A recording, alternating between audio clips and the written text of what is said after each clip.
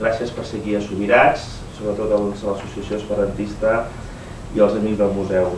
M'agradaria, primer que tot, a part de disculpar-me que no pugui parlar amb Esperanto, una miqueta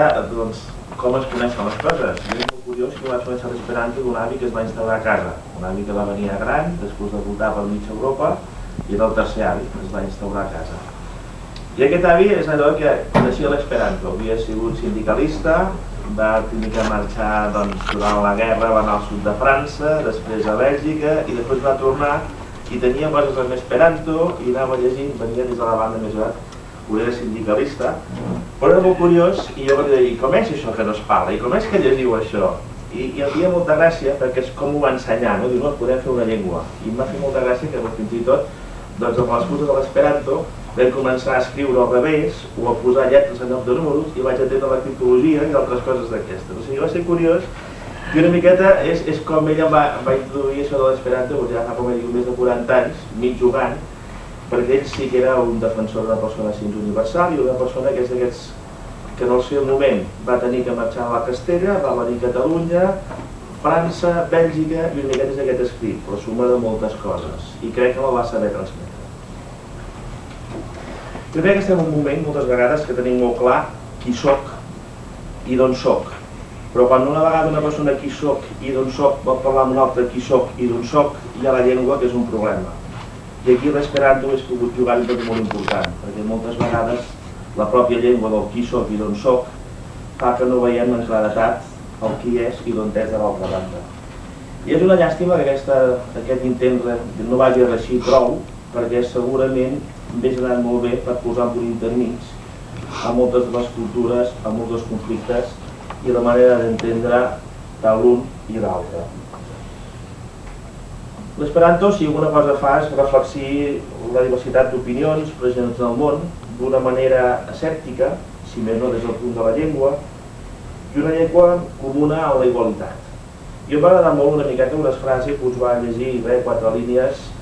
us va llegir, si no m'equivoco, el congrés, el Lluís, no? I m'agradaria repassar-les, no? Que malgrat que l'Esperanto i l'esperit del doctor Semenov no hagi aconseguit reeixir com una llengua universal, l'esperit d'aconseguir un llenguatge i basat en la pau i el respecte, jo crec que s'han de mantenir, no? I que és molt important la convivència entre els pobles, per damunt de les ètnies, els costums i les religions, i que perdura encara en el món esperantista, i és els llocs que realment s'hi veu aquesta pau, aquesta harmonia, aquesta tranquil·litat. I amb la vostra aportació a Subirats estem molt ben rebuts perquè és una cosa llosa comptar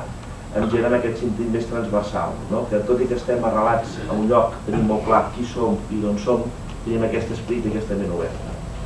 Des del nostre municipi, i avui des d'aquí, des de la Casa Consistorial, des de la sala de plens de Sant Pau Rodal,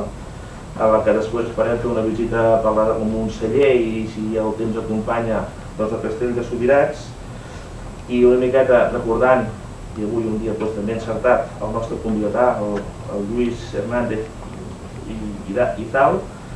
doncs us diem que d'alguna manera Subirats aposta i que tenim ganes que l'Esperanto formi part al nostre municipi de la cultura, intentant aconseguir que el llegat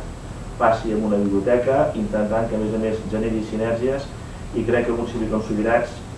podem utilitzar l'Esperanto per moltes coses i si avui hi ha el regidor de promoció turística és que entenem que donant a conèixer aquestes coses també donem a conèixer qui som i d'on som. Moltes gràcies.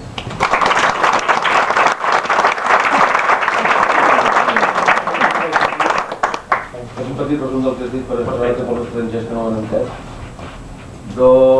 Ningú era contis charman anekdoton de algo esperantisto, kiu fakte ne nur parolis pri Esperanto, li estis ankaŭ ili pere de tio eĉ ludis kiam ili estis infanoj. Kaj tiam lian konon pri Esperanto estas tiu charma infaneca anekdoto. Poste li klarigis laŭ li Esperanto estas iu afero tre utila por konservi identecojn kaj por konservi plurlingvismon eĉ vidi por batali kontraŭ unikan penson. Do kiu ni estas kaj de kie ni estas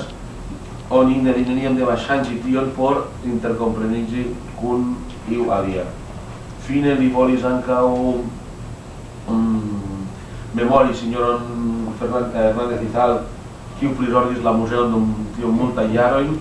kaj espereble baldaŭ oni sukcesos ke tiu dank al tiu ĉi kolekto troviĝanta ĉi tie, tiu ĉi municipo sukcesos havi publikan bibliotekon en kiu Esperanto ĉefrolos.